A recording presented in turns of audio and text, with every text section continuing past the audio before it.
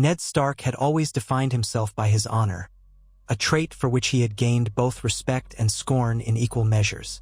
Even in his final moments, captive in King's Landing, kneeling on a scaffold with the roar of the crowd swelling in his ears, he had tried to maintain that inner code. He had confessed to treason he had not committed, not for his own sake, but to save his daughters and spare his family a bloody reckoning. Yet the sword still fell, swift and pitiless, severing Ned's bond with life. Even then, he tried to hold on to the last vestiges of his duty, fleeting as a sigh in the wind. The executioner's blade swung. The crowd gasped. A single heartbeat later, Eddard Stark was gone from the living realm. His spirit seemed to tumble into darkness, caught in a cold that went beyond the chill of any northern winter he had ever known. He felt as though the gods were punishing him, sending him to an eternal night. A horrifying hush pressed against what remained of his consciousness, a silence that mocked the noise of the living. Yet in that void, an echo formed, slowly at first, like a faint heart thump. It pulsed with every regret, every vow unfulfilled, every broken oath he had condemned himself for. The echo magnified. It turned into a sensation of primal ice. At some point in that shapeless, timeless expanse, the man once known as Ned Stark realized he was not alone. Tendrils of something dark and ancient stroked at his essence, binding him with a magic older than men, older than the first snows of the long night. It was a whisper of winter's cruelty, not the honest chill he had grown up with in the north, but a malevolent cold that yearned for submission and obedience. A voice without words reached out, commanding, summoning, beckoning him back toward a realm he had left behind. It seized hold of him before he could protest, fracturing whatever serenity might have existed beyond death. For a moment that might have been an age, Ned felt nothing but the needle-like sting of that impossible frost. Then, in a rush of awareness that terrified his very soul, he felt himself return to something like a body. When he opened his eyes, gods, how could he open eyes when he was certain they were gone? The world around him was illuminated by a grayish glow. It was night, but the moonlight had been devoured by clouds roiling across the sky.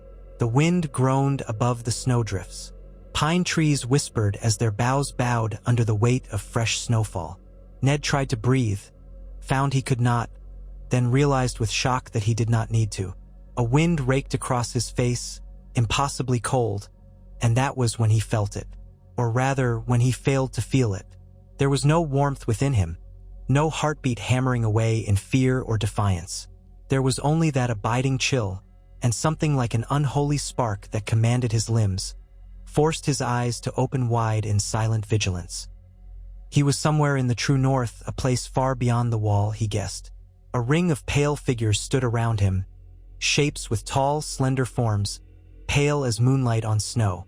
Their eyes glowed with a blue so fierce it could freeze the marrow in a man's bones. Once he had heard rumors of these beings. He had discredited them as tales for the young or warnings from old. Now, he realized with cold certainty he was in the presence of the others, the White Walkers. One of them, taller than the rest, stepped forward. He carried a spear fashioned from what looked like pure ice. He regarded Ned with an air that was more curiosity than hostility, though the difference between the two sensations was slight. Ned rose unsteadily to his feet. He felt no heartbeat, no breath to steady him. The notion sent panic flaring, but it died quickly as though it could not take root in his current state. There was a memory at the edge of his mind. The executioner's sword, the jeering crowd, the desperate face of his daughter Sansa. He wanted to weep for her, for all he had failed to protect, but the tears would not come. The others stood in a half-circle around him, a silent court convening in a glade. Snowflakes drifted from the sky in swirling patterns. Then the tall other lowered his weapon just a fraction, as if acknowledging Ned's presence. The others in the circle followed suit, their unnatural eyes narrowing in unison. Frost patterns crawled across Ned's skin, forming runic shapes along his arms as though an invisible quill etched them there.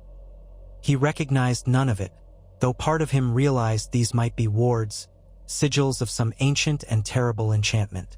The wind sharpened, howling like a wounded wolf, and he felt a surge of icy energy race through his limbs, lodging itself in his mind. It was not knowledge in the conventional sense. It was more like a forced assimilation, or a merging of his battered spirit with the entity that had claimed him. Memories of the other's existence, long centuries of silent watchfulness, flooded through him in dreamlike impressions. He saw glimpses of fierce battles against the first men, treaties made and broken, ages of darkness sliding across the land. He felt their hunger for the warmth of the living, an unquenchable drive to bring the entire realm into their eternal winter. Amid the torrent of borrowed memory, Ned tried to anchor himself to something he recognized. The Weirwoods, the old gods, his family. He saw flashes of Rob's face, Arya's wolfish grin, Sansa's wide, tearful eyes, Bran's quiet gaze, Rickon's laughter. And there was Jon, the boy who was not quite his son, always watching from the corner of his eyes, always searching for acceptance. The heartbreak of them all was more potent than any cold. Yet the unstoppable tide of the other's power sought to bury those memories beneath a glacier of hopeless inevitability. The tall other, the one who seemed to lead this frosty gathering, advanced and placed a hand upon Ned's chest. No warmth passed between them, only a crackle of supernatural cold that sent shards of icy pain into what was once Ned's heart. He buckled but did not fall. When he looked up, he saw that this being was not the Night King from the stories told in hushed whispers. No, it was something else, perhaps a lieutenant or a high general in that dreadful legion. Ned understood the single command emanating from its unspoken voice. Arise. He arose, and in that gesture, in that faint glimmer of movement, Ned Stark felt the last vestige of his former life slip away. He could not muster the same brand of emotion or warmth he had carried before. He tried to recall the feeling of sun on his face as he had once strolled the courtyards of Winterfell, or the heat of the hearth when he had shared bread and salt with friends and kin. Those memories were now illusions, overshadowed by a presence that demanded he serve. He heard another echo, more urgent, swirling inside his mind. It was not in the other's language. It came from somewhere deeper, a place untouched by cold logic or magic. It told him, remember who you are. Resist. But the command from the ancient being was so powerful that to resist it felt like hurling himself into a glacier. He did not speak, for speech seemed lost to him. Instead, he bowed his head in silent acquiescence, at least outwardly. The others seemed content. Another being came forth, bearing a crown of ice so delicate it looked like it could shatter with the slightest touch. Runes shimmered in the crown, and the wind moaned again as it was placed upon Ned's brow. One last memory flared in Ned's mind, the feeling of King Robert's hand clasping his shoulder, naming him Hand of the King. A fleeting recollection of King's Landing, the weight of duty pressing upon him. Then the new weight settled. This was no boon. This was a curse. In that instant, Eddard Stark, Warden of the North, father of 5, lost something more precious than life, his free will. Yet even as that dread mantle fell upon him, the others sensed something unusual in this reanimated mortal. He did not slump into blind servitude like a mindless wight. Neither did he wield the same ancient power that bound them together as others. There was some midpoint, a liminal existence that clung to him. They could feel he had strong ties to the old gods, to the weirwood trees, and to the dire magic that coursed through the north. The tall other lowered his icy spear and took a single step back. In that movement was a silent acknowledgement that Ned Stark was unique, a champion claimed by the cold but not wholly surrendered to it. In another life, perhaps, it would have been an honor. Now it was a doom. It was the first step toward forging a new Night King. Under the dark canopy of towering pines, Ned was led by this silent retinue deeper into the frozen wilderness. He had no sense of day or night. The sun, if it rose at all, remained hidden behind relentless clouds. All about him lay untouched fields of snow, broken only by jagged rock formations or the twisted silhouettes of ancient trees. He felt the presence of wights at the edge of his awareness, an army of corpses that stirred with a semblance of purpose. Some were men, some women, some beasts. Their eyes burned with the same eerie blue. Ned found that if he focused, he could reach out in a way that was unnatural and sense their forms, their position in the gloom. This new sense appalled him, but it was also enthralling. Time lost meaning in that frigid domain. The others gave Ned no rest, for he did not need it. He marched by their side, or at their head, deeper and deeper into the north, until they came to a ravine flanked by black, jagged stones. A narrow path wound between the rocks, plunging downward into a hidden valley. In the center of that valley stood a fortress of ice, older than any castle man had ever built. Its walls glistened like polished glass, its towers bristling with cruel spires that looked like petrified spears of winter. The gates stood open, as if welcoming him. The others guided Ned inside.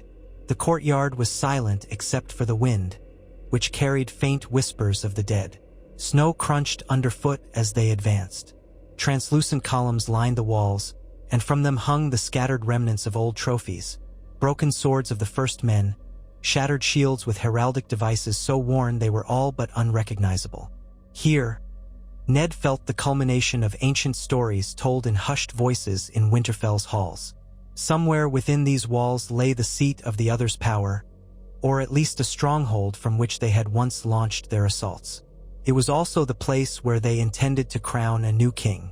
In the center of the courtyard stood a dais of ice, carved with spiraling runes reminiscent of the patterns in which the others arranged their kills in the wild. The tall other who guided him approached this dais, then turned to face Ned. Without words, an imperative was issued: ascend. Despite the gnawing sense that with every step he took he delved deeper into doom, Ned found himself obeying. He ascended the dais, and a swirl of magic seemed to cling to each step. The crown of ice already rested on his head, but now he stood in a place that called for a final ritual. The circle of others fanned out around the dais, raising their long hands. The wind died in the courtyard, creating a pocket of absolute stillness. Blue runes lit beneath Ned's feet, crawling outward in twisting lines that connected to each of the others. Through that connection, he felt the power that had shaped them, a primal force born of malevolent winter and something older still. A force that thrived on subjugation, that consumed the living spark in all creatures. The runes flared once, and Ned's body spasmed as he felt that power surge through him like an avalanche. His mind screamed for relief, for release, but no words passed his lips. If at that moment he could have died again, he would have gladly done so. But death was no longer within his reach.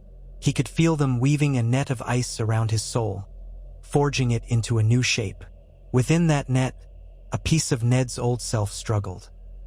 He forced himself to recall his children, to recall Winterfell's great hall, the archway leading to the crypts where the old kings in the north slumbered. He remembered the statue of his sister, Lyanna, and the promises he had once made. In that recollection, he found a fragment of defiance. With a desperate effort, he wrested a scrap of that power from the others, turning it inward before it could wholly enslave him. The tall other's head jerked as though in surprise, and the glowing lines on the dais dimmed for a fraction of a second.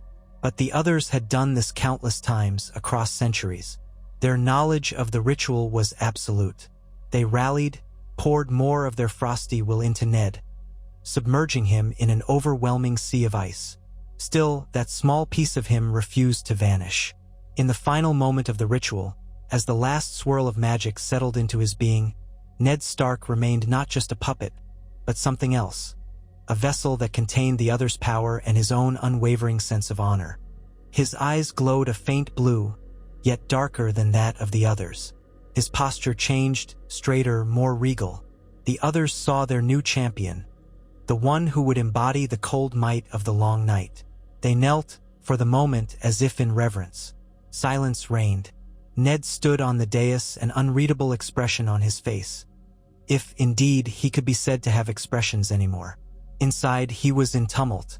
That flicker of consciousness, the memory of who he had been, shuddered under the weight of the burden. He sensed the other's desire, to march upon the wall, to bring death to the realms of men, to usher in another long night that would never end. And he knew he was to lead them. He was the chosen, the crowned, the new Night King, But Eddard Stark had always been a man of duty. That sense of duty, ironically, was what now chained him in a nightmare from which he could not wake. He looked upon the kneeling forms of the others and felt their anticipation. A single command from him would set them on the warpath. Their whites would rise in the thousands, unstoppable in their unified hunger. The first seeds of conflict sprouted in Ned's mind. Could he do anything to stop this? Or was he powerless? He realized then that his choices would shape the fate of the entire realm. As days and nights blurred in that ice fortress, Ned discovered his newfound abilities. He learned to sense the presence of the living across vast distances. He felt the flicker of wildlings huddling in their camps, felt the warmth of life pulsing in them like beacons in the darkness. He felt the dire wolves roaming the haunted forest, the crows perched on the highest branches. He even perceived shapes beyond the wall, scattered men of the Night's Watch at their outposts, watching for signs of ill omen. Within that tapestry of life, Ned also found faint threads that linked him to his own blood, to Winterfell. If he concentrated, he could feel the presence of his children, though it was muffled, distant, like listening to echoes in a storm. He realized that to the others, those flickers were simply prey, lights to be snuffed out. And yet they needed him to lead the final assault. Perhaps, in some twisted logic, the others believed that by corrupting Eddard Stark, a man known for his unwavering loyalty to the realm's well-being, they would ensure the realm's downfall. But Ned was not entirely lost. He began to test the limits of his control. The others demanded raids on wildling villages. He participated, but when whites and others slaughtered indiscriminately, he tried to stop them. At first, his attempts to direct the slaughter to be less savage caused some confusion in the others. They did not truly understand mercy. Nevertheless, they allowed him certain concessions, as if studying the effect of his weakness. Word of the attacks reached the Night's Watch. Rumors spread of a new menace leading the White Walkers, a figure rumored to be tall and clad in black ice, with a face of carved stone. Every tale ended the same way.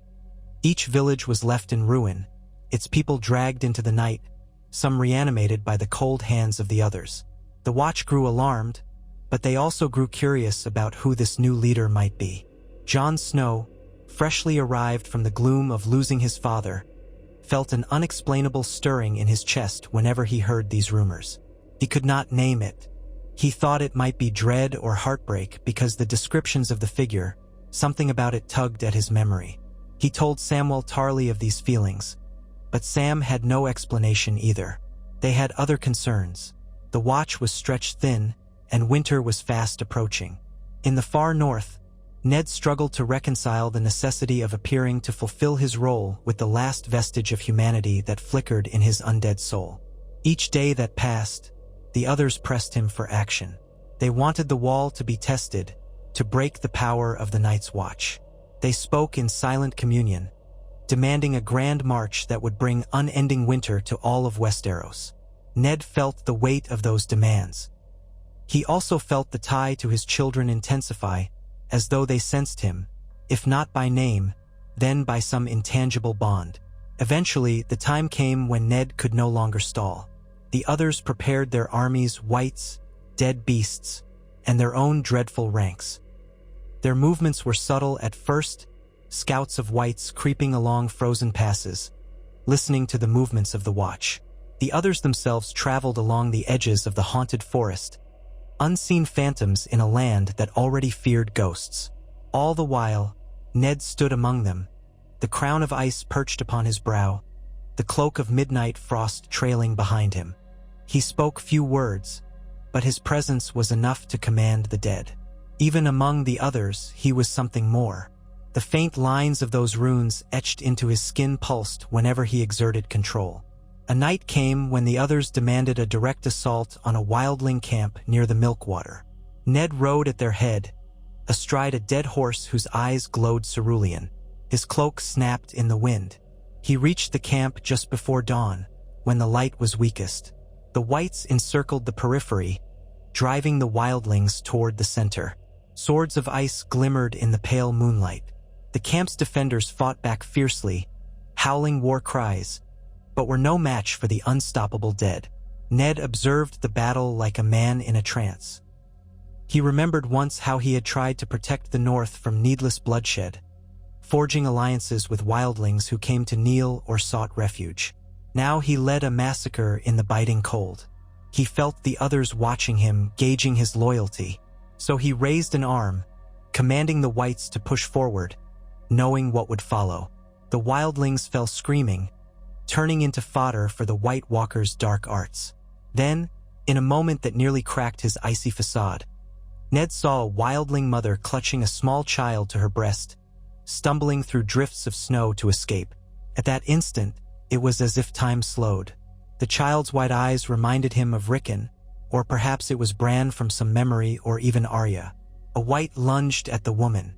Ned's arm jerked, and he barked an order in a voice like the scraping of ice. To his own shock, the white froze mid-attack. The woman scrambled away, the child whimpering in her arms. The other closest to Ned turned to him, a silent question burning in its azure gaze.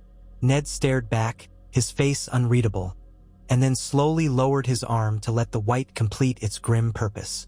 By then, the woman had slipped beyond reach, disappearing behind an icy bank. The child's cries receded. The others said nothing. If they suspected Ned's moment of hesitation, they showed no sign.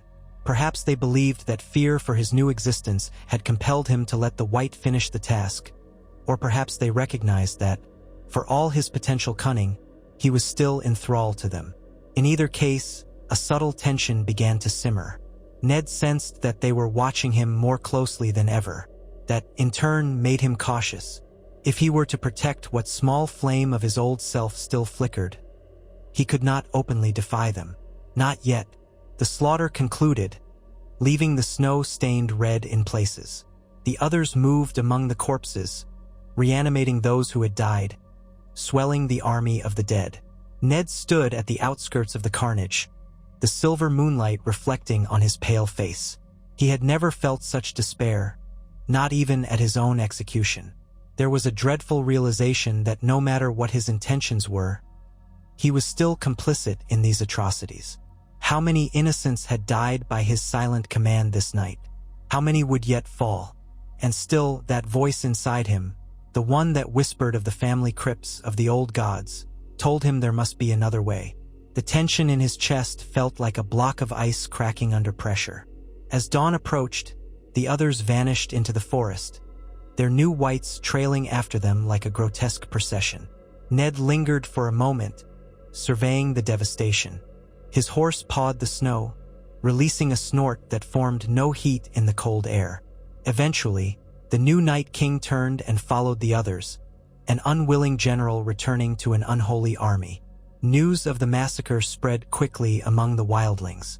Their scattered chieftains, terrified by the White Walkers' renewed aggression, sent word to the Night's Watch. Soon, the Black Brothers learned that an army of the dead, led by a figure encased in black ice, was heading ever closer to the wall. Raventree messages flew south to Winterfell, to the Eyrie, to the Baratheon strongholds. Each letter told the same dire story. The others were no longer content to bide their time in myths and legends. They had a leader, and he was bringing them south. At Winterfell, Robb Stark stood in the Great Hall, reading the letter with shaking hands. The words spoke of a champion among the White Walkers. A mindless rumor, perhaps, but his breath caught at the description. Tall and grim, with a face like cold stone, crowned in ice. Something in those words haunted Robb. Catelyn Stark, his mother, had read the same letter. Her lips were pressed into a thin line, as if she fought to keep sorrow and dread at bay. They both knew that if the others were indeed on the move, all of Westeros stood in peril. There was no mention of Ned Stark in the Raven's message, of course. He was dead, beheaded in King's Landing. But an odd chill passed through the hall, as though Ned himself had walked across his beloved home in ghostly form. Far to the south, King Joffrey wore the crown and listened with idle disgust to the rumors from the north, dismissing them as superstitious nonsense. The Lannisters, embroiled in their own pursuits of power, gave minimal attention to the idea of White Walkers, reanimated dead, and a new Night King. War among the living was pressing, and the lion had little patience for old ghost stories. So the realm at large turned a blind eye, even as the Night's Watch pleaded for help. The only powers that seemed to listen were Stannis Baratheon, who had found some measure of faith in the Lord of Light, and Daenerys Targaryen across the sea, who heard faint whispers carried by ships and merchants about the undead rising in the far north. But their actions were not yet aligned, and time was running short. Winter had begun its slow, inexorable descent upon the land. Meanwhile, in the far north, Ned faced a grim turning point. The others were preparing a grand assault on the wall itself. They had tested the Watch's defenses with smaller raids of whites, gauging reaction times, measuring the men's strengths and weaknesses. Now they sought to bring their full might to bear under the leadership of their new king. But Ned, torn between the power that coursed through him and the final shards of his humanity, hatched a desperate plan. He was not certain it would work. He only knew that if he marched with the others in a headlong assault, thousands would die and Westeros would plunge into a new long night. He had to find a way to mitigate that horror. Perhaps, if he could sabotage the others at a critical moment, or guide them into a confrontation under conditions that favored the Watch, he could break their stranglehold. It was a slim hope, but hope was all that remained. Days later, the others approached the wall in the dead of night. A blizzard howled, snow falling in thick sheets. The brothers of the Watch lined the battlements with torches flickering in the dark, though the lights did little to quell the bone-deep chill that radiated from the White Walkers. Ned watched from atop a rise, astride his dead horse. The crown of ice glimmered beneath the faint starlight. Behind him, the others stood, their unnatural eyes scanning the ramparts for signs of weakness. Whites by the hundred milled in the darkness, waiting for the signal. Ned heard the Watch's horns blow. 1 blast, 2 blasts, 3 blasts. The men of the Watch knew an enormous force approached, but the swirling snow made it impossible to see its full extent. Ned felt the others' silent urging. They expected him to lead the charge. An unspoken command pulsed through his body, begging him to raise his arm and order the whites forward. He lifted his arm, feeling the blazing cold surge. Then, in a surge of defiance, he thought of Jon Snow, of Robb, of Sansa. He imagined the crypts beneath Winterfell, where his father and brother were interred. He remembered the words of House Stark, "Winter is coming." He had always believed those words were a warning to be prepared, to remain vigilant. Now he wondered if they also held a hidden meaning, that House Stark, above all others, would stand ready to confront winter's darkest forces. He let the power build, then slightly shifted his focus, directing it toward a cluster of whites to his right, letting them lurch prematurely forward. The others, momentarily surprised by the misdirection, hesitated. The whites advanced in confusion, striking at an angle, giving the Watch a chance to volley arrows set aflame. Several whites fell, burning. The others hissed in annoyance, and Ned feigned a momentary lapse of concentration. He raised his arm again, sending another wave of whites to the left. Once more, the Watch rained fire upon them. Shouts rang out along the battlements, as the Black Brothers seized the opportunity to destroy clusters of the undead. Ned felt the others stirring uneasily around him. Their leader, one older and taller than the rest, moved closer, as if to reclaim direct command. Ned stiffened, refusing to cede control. A silent struggle ensued. The cold presence at Ned's core flared, demanding obedience, while Ned's own will fought back. Snow whirled around them. The ice crown on Ned's head pulsed with runic symbols, responding to the clash of forces. The taller other realized something was wrong, but before it could intervene, Ned unleashed an unorthodox maneuver. He channeled the magic into a single white standing close to the base of the wall, an immense giant that had died near the milkwater. His frosted sinews jerked to life. With a roar that was half broken moan, half avalanche, the giant slammed its fists into a group of others standing in front of the gate, surprising them. But the others were not so easily undone. They wove their own frigid magic, wresting control of the giant from Ned's hold. Collapsed in a spray of snow, the tall other seized Ned by the shoulders, tightening its grip in a gesture that sent shards of ice into Ned's flesh. He felt the fortress of cold magic inside him quiver, as though it were about to implode. For a heartbeat, Ned thought they would simply tear him to pieces. Then, in that moment of confrontation, a searing arrow of dragonglass came arcing through the storm, lodging itself in the tall other's chest. The other let out a soundless shriek and began to dissolve into a swirl of frost. Ned staggered back. One of the Night's Watch Rangers must have taken advantage of the confusion to launch that fatal shot, a well-aimed arrow that managed to strike the largest target in the blizzard. More shards of dragonglass flew from the wall, some missing, some striking Whites or others. Those that hit others took them down in bursts of crystallized ice. The Whites kept coming, but the initial assault had been disrupted enough that the watch held firm. Ned saw confusion ripple through the others as they lost their principal commander. Some of them turned glowing eyes upon Ned, as if suspecting him. A fierce, wordless interchange tore through Ned's mind, as the others demanded he lead a renewed attack. He had little choice but to comply or risk immediate exposure. He raised his arm once more, summoning the Whites for a final push against the gate. The avalanche of corpses lumbered forward, smashing into the wall's defenses with sickening force. The watch fought valiantly. Atop the ice, men lobbed barrels of flaming pitch, while archers rained dragonglass-tipped arrows upon the undead. The swirl of the storm created chaos, but for a time, it also worked in favor of the defenders, limiting the Whites' coordination.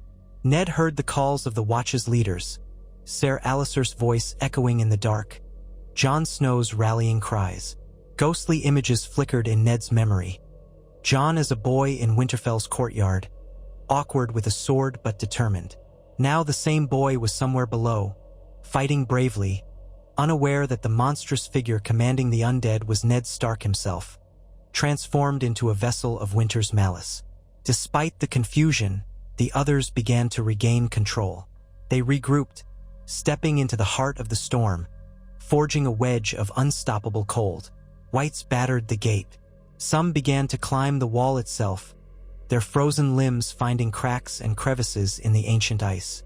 Ned felt a pang of despair. Even his sabotage could not fully stave off this unstoppable wave. The men of the watch, outnumbered and under-equipped, were at risk of being overrun. And this was only the first major assault. If they failed to break the others' momentum here, the entire realm would lie open to an endless tide of death. In that moment of near despair, Ned glimpsed a figure on top of the wall, black cloak whipping in the wind. The figure ignited a torch, holding it high. Beside him, several more men did the same, forming a line of torches that wavered dangerously in the gale. Then, at a shouted command, they hurled the torches into the darkness below. Ned realized too late that the watch had prepared a hidden defense. Buckets of oil and pitch, carefully concealed under mounds of snow, ignited in a line of flame that spread in a sudden inferno. Whites shriveled, blackened, and fell. A handful of others retreated, hissing, as their immediate ranks were engulfed in flame. The gusting wind fanned the blaze into a wall of fire that held off a significant chunk of the undead. The assault faltered. The others, lacking their best commander, turned to Ned, who stood astride his dead horse on the ridge. They demanded he push forward, break the line. Ned stared at the roiling flames. He felt an odd relief at seeing them. The living had found some measure of success. But he also sensed the others' anger, like ice pressing against his skull. He could not simply stand down. They would suspect him of betrayal and crush him from within. He had to act as if the setback was temporary, to call forth more Whites, to order them to attack from another angle. Yet each command he gave would cost more men their lives. It was a torment with no easy solution. Finally, the others descended from the ridge in a concerted effort to circle the blaze. Ned followed. They tried to move along the wall's eastern flank, sending Whites through narrower passages. But the Black Brothers had prepared more traps. Pits lined with dragonglass shards, catapults loaded with flaming rags, and a determined defense in tight corridors. The fight raged on for hours, the wind shrieking and the snow biting. Corpse after corpse fell, only to rise again if not destroyed properly. But bit by bit, the Watch learned how to handle this threat, channeling the Horde into kill zones. The others grew frustrated, their silent anger reflecting in the violent swirl of the storm. Ned found himself half grateful, half horrified. At a critical moment, Ned noticed a small company of rangers on the ground level, among them a lean figure with dark hair, a blade of Valyrian steel flashing in his hand. Jon Snow. Ned recognized his son. No, his nephew, though that truth had never passed his lips. The boy had grown into a young man, eyes grim with determination. Watching Jon cut down a white with a fierce cry, Ned felt a shard of his old self crack. How he wanted to cast aside this monstrous form and embrace his son, to tell him how proud he was. But he could only watch. He steeled his resolve, knowing that if Jon recognized him, or if the others sensed Ned's love for this young man, the entire fragile charade would collapse. Ned shifted in the saddle, channeling the power within him. The others wanted another wave of whites to assault the ground-level defenders, to break them once and for all. Ned raised his arm, and corpses shambled forward. He clenched his teeth, trying to direct them so that they would not overwhelm Jon. A subtle weaving of magic guided the whites to skirt around Jon's position, focusing on other rangers instead. It was not a mercy for the rest of the Watch, but at least it spared Jon. The others likely took it as a random distribution of forces, but Ned's chest clenched at his indirect complicity in the deaths that followed. The battle raged till the sky began to lighten with the approach of dawn. The others withdrew, their whites pulling back into the safety of the storm. The Black brothers remained behind the wall, exhausted but triumphant, at least for the moment. In a swirl of blowing snow, Ned and his dread companions retreated northward. He dared not linger. The men on the wall could have rained more dragonglass arrows upon them, and he could not risk taking one to the heart. Instead, he and the others vanished like specters into the winter gloom. Days later, a meeting of the others was held within the fortress of ice. The remaining high-ranking others circled Ned on the dais, runes shimmering in the ethereal glow.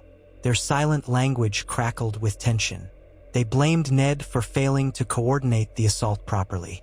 They pointed out his missteps, his strange maneuvers, the disorganized waves of attack, the lost opportunities. They recognized something was wrong, though they did not fully understand what. Ned felt their cold scrutiny. They were close to concluding that he was compromised. The runes on his skin flared, pressing him to submit, to relinquish whatever rebellious spirit lurked in him.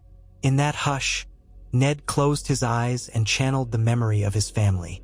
He did not want to be discovered as a traitor. He had to maintain some semblance of loyalty if he hoped to sabotage the others from within. So he conjured the mental image of the final moment of the assault, when men died under his white's hands. He let that horror feed the cold, steeling his facade into compliance. In a voiceless exchange, he offered half-truths, blaming the weather's unpredictability, the cunning of the Watch, the unexpected arrival of flaming pitch. The others, suspicious but lacking proof, pressed in around him. Ned braced himself, waiting for them to tear the crown from his brow and reduce him to a mindless white. But the moment passed, and they relented, not out of trust, but because they needed their Night King. They needed his unique bond to the powers of the North, which was stronger than any they had ever forged. For them, he was still the key to unlocking the realm's downfall. They would watch him, but for now they would not destroy him. So the uneasy alliance continued. Ned lived in a perpetual nightmare, commanding the forces of death while trying to sabotage them in subtle ways. The others planned a new attack on Eastwatch by the Sea, hoping to catch the Watch unprepared. Ned convinced them to delay, feigning a strategic advantage if they waited for the right tides. In truth, he prayed the Watch would learn of the plan and fortify. He orchestrated raids that claimed fewer lives than they might have otherwise, allowing survivors to flee and warn the living. He walked a razor's edge, always at risk of discovery. Meanwhile, the living realm stirred. At Winterfell, preparations for war were underway. Robb Stark, reluctant king in the north after his father's death, wrestled with the best way to defend against an unimaginable foe. Jon Snow, elevated within the Night's Watch after his courageous efforts at the Wall, pleaded with the Southern Lords to send reinforcements. Daenerys Targaryen landed on Dragonstone, her dragons grown and formidable, hearing strange rumors of an undead king who walked beneath the stormy skies of the far north.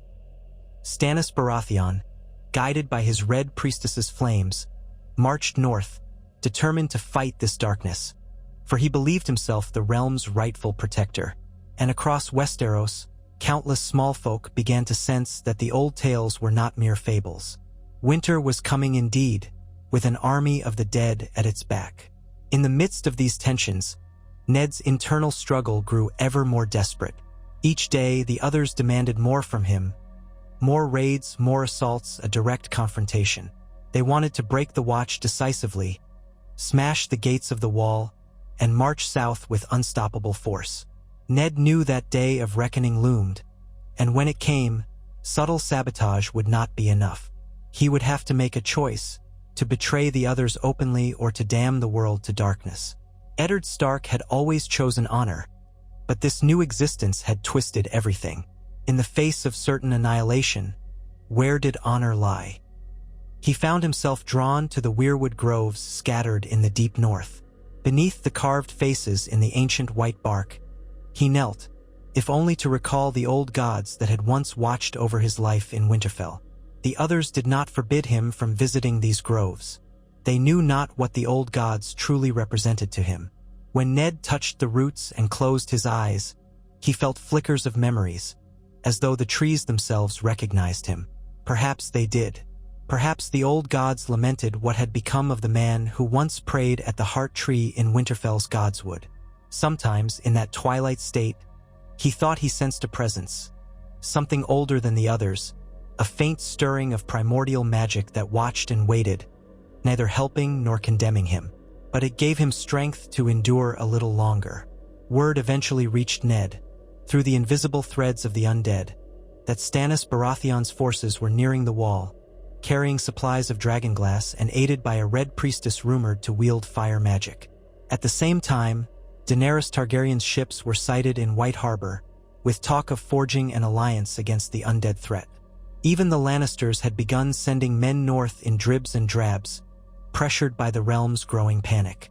The living were mustering. The final war was about to begin. The others sensed it too. They gathered the bulk of their forces. Whites by the thousands, giant whites, bear whites, even monstrous ice spiders rumored in the darkest legends. The White Walkers themselves marched in formation, their icy armor glinting under the pale moon.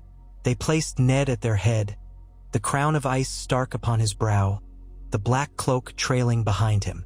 They intended to strike at multiple points along the Wall, overwhelming the defenders with sheer numbers. They believed that once the Wall was breached, the living's armies would crumble as winter enveloped the land. Ned steeled himself, knowing this was the moment. No more half measures. No more sabotage that only saved a handful of lives. If the living were to stand a chance, he would have to turn on the others in a way that counted. Yet how could he do so without the others simply destroying him in an instant? The runes etched into his flesh bound him to them. The frost magic tied him to their will. And even if he could act, how could he stop an entire legion of the dead? Even if he struck down a few others, the rest would tear him apart. He wrestled with these questions during the final march south, until the day they stood once more in sight of the Wall, its icy face looming like a monolith. On the Wall's battlements, silhouettes lined up in grim resolve. Banners of the Watch flapped in the wind, joined by the Stag of Baratheon, the Dire Wolf of Stark, and the Dragon of Targaryen. Fires glowed along the parapets, and siege weapons loomed. Snow whipped across the no-man's land between the armies, reducing visibility. Ned felt the other's communal mind urging him forward. The storm overhead seemed to swirl with anticipation, ready to unleash a devastating blizzard that would blind the defenders. A hush fell, broken only by the howling wind. At last, the tall others gave the silent command. Ned raised his arm, feeling the immensity of the undead horde behind him, sensing their bloodlust or what passed for it. The time had come. He paused, letting the tension coil. Then, in a single, swift motion, he twisted the freezing magic within him. Instead of sending it outward to drive the whites forward, he aimed it inward, severing the link that chained him to the others. The shock of it was immediate. Pain like shards of glass raked across his mind. He staggered, and the crown of ice atop his head vibrated with a high-pitched scream. The others recoiled, alarm flaring in their eyes.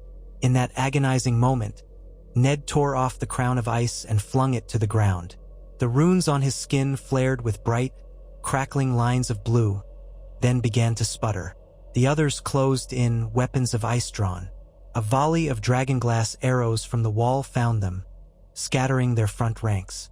Ned summoned the last vestiges of the power that remained in him. He was no ordinary white or white walker, but a unique blending of life and death. He turned that power upon the nearest other, freezing it in place. Another lunged for him with a spear of ice. He dodged, bearing the brunt of a glancing strike that sent cracks through his own icy flesh. Ignoring the pain, he thrust out his hand, unleashing a surge that disrupted the other's form. The creature dissolved into swirling frost. The storm overhead intensified. The others, realizing Ned's betrayal, unleashed their combined wrath. Whites surged forward, many aiming to tear Ned down as well as assault the wall. But the living had seized the advantage. A ring of flaming catapult ammunition rained down, incinerating hundreds of undead at once. Stannis's men poured oil onto the battlefield, lighting it with torches, creating pockets of fire that the whites could not easily cross. Daenerys's dragons roared overhead, unleashing columns of flame that reduced entire swathes of the undead to ash. The White Walkers responded, launching spears of ice at the dragons, forcing them to dodge and circle higher. Amid the chaos, Ned fought like a man possessed. The tethers that once bound him to the others now gave him a peculiar access to their weaknesses. He could sense the patterns of their magic, their reliance on cold synergy. By focusing his mind, he disrupted that synergy, causing whites in a certain radius to collapse temporarily. But it cost him. Every time he used that ability, the runes on his skin flared dangerously, threatening to tear his essence apart. He pressed on. He could not stop. For the living, for his family, he had to do as much damage as possible. Slowly, the others advanced despite heavy losses. Their cold magic battered the defenders on the wall. Sections of the ice shuddered as the storm hammered against it. The living forces were outnumbered, even with dragons and fire on their side. Each time a white fell, two more seemed to rise. The White Walkers slid through the carnage, picking off defenders with spears and swords of ice. Stannis himself joined the fray on the ground, sword in hand, while Melisandre chanted prayers to Lawler, summoning bursts of flame to hold the undead at bay. Ned sensed a distinct presence approaching him across the battlefield. One of the oldest others, a creature nearly as tall as a giant, strode through the flames unscathed, the snow parting before it. In its hand was a blade so cold it sent a haze of frost around the steel. This was perhaps the last true commander of the others, the one who might have once crowned Ned. Their eyes locked, cerulean meeting cerulean. The air between them crackled with tension. Ned raised a hand, summoning what remained of his stolen magic. He felt the runes on his flesh begin to unravel under the strain, sending ribbons of pain coursing through him. The ancient other advanced, unfazed. Then it raised its weapon, preparing a blow that Ned knew could destroy him outright. A primal fear mingled with determination in his chest. He would not bow again. He would rather be obliterated. He braced for the impact, calling upon whatever vestige of the old gods might hear him. A roar sounded from above. A streak of black scales descended through the snow, a dragon diving at the ancient other with flames spewing from its jaws. The other reacted with inhuman speed, rolling aside, though part of its armor cracked under the dragon's heat. Ned seized the opportunity. He lunged, channeling every thread of ice magic in him, focusing it on the runes that bound him to the White Walkers. the energy condensed into a single, searing pulse that he drove into the ancient other's form. For a heartbeat, their powers clashed in a swirl of frost and flame.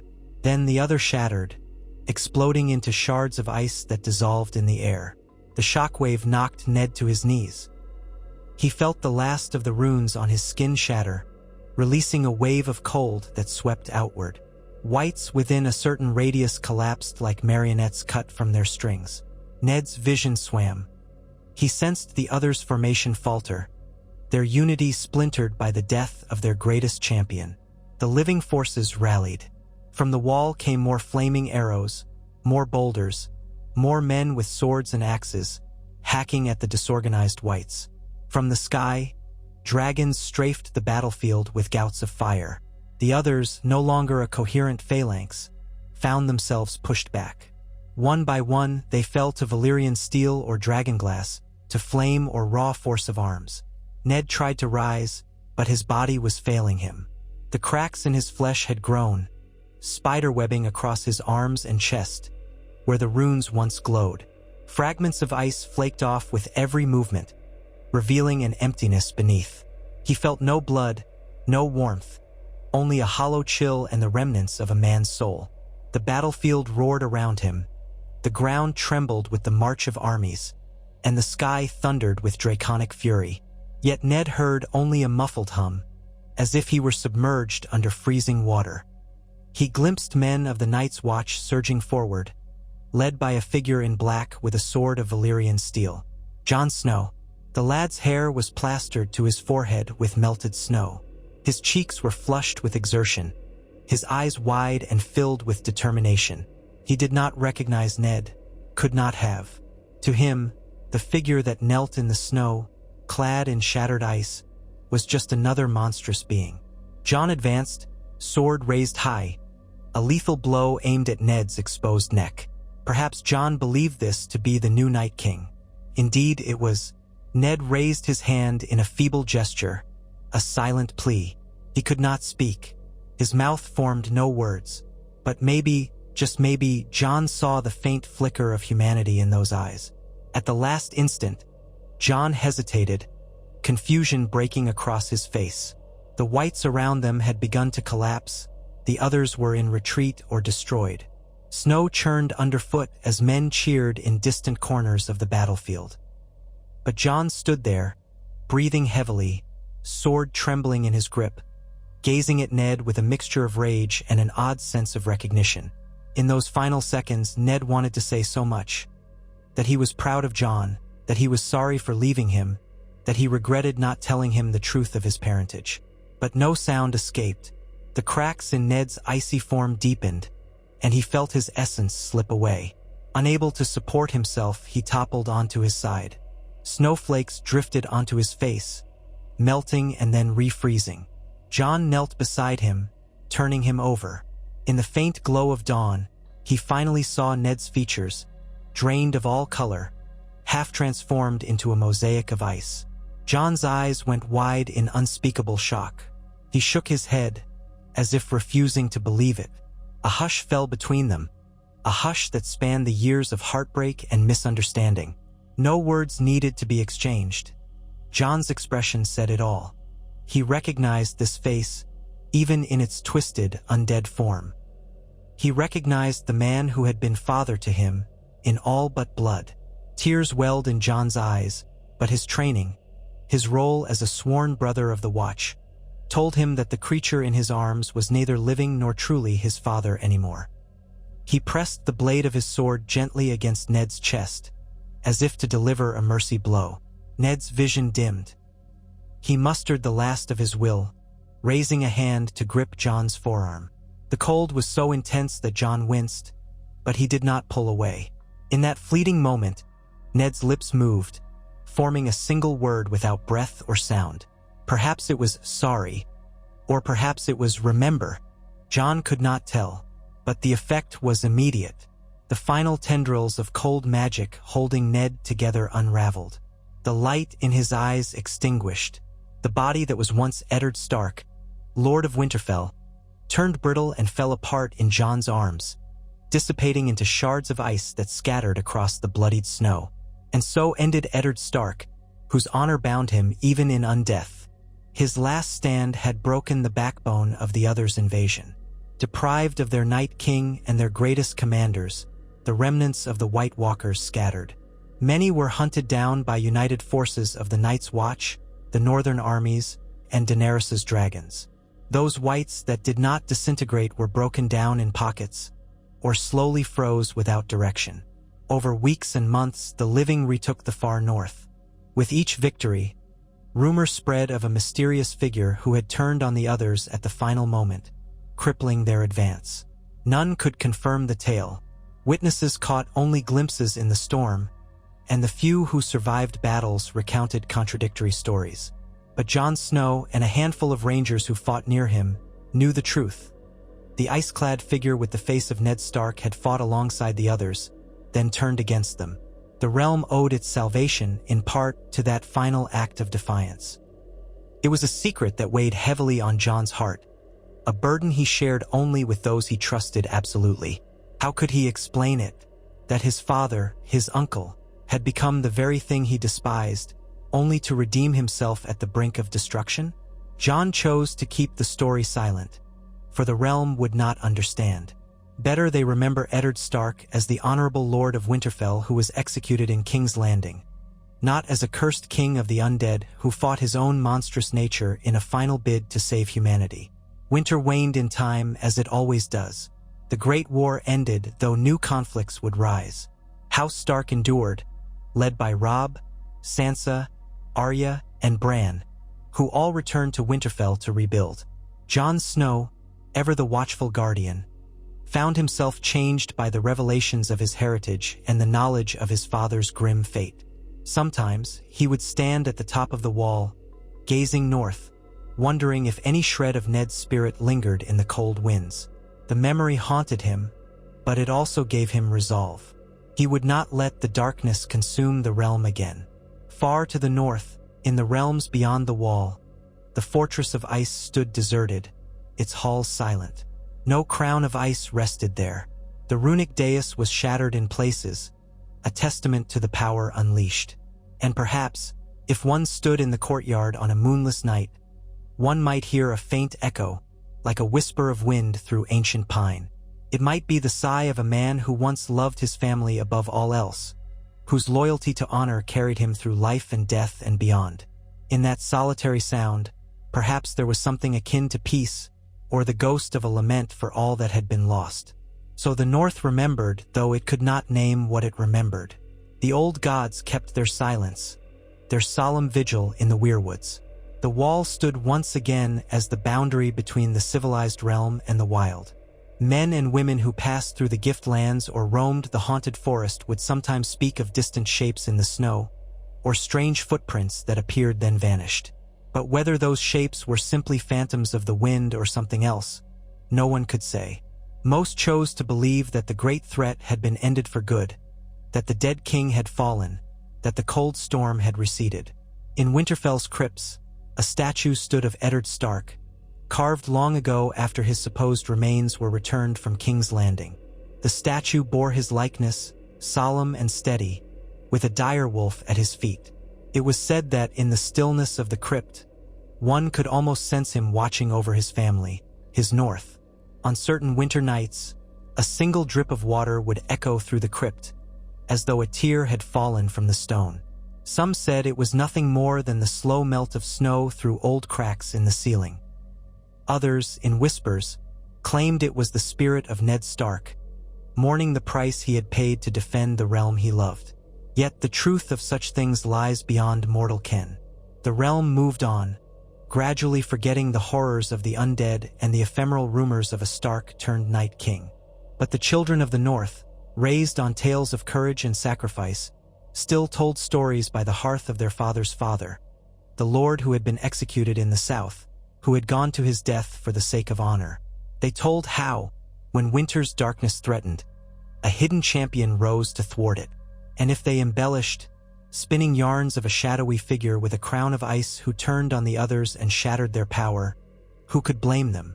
For such myths kept alive a kernel of truth, that even in the coldest, darkest night, the spark of honor could burn bright enough to guide the realm back into the dawn. And somewhere, in the darkest recesses of the far north, the memory of Ned Stark lingered like a fragile torch in winter's gloom.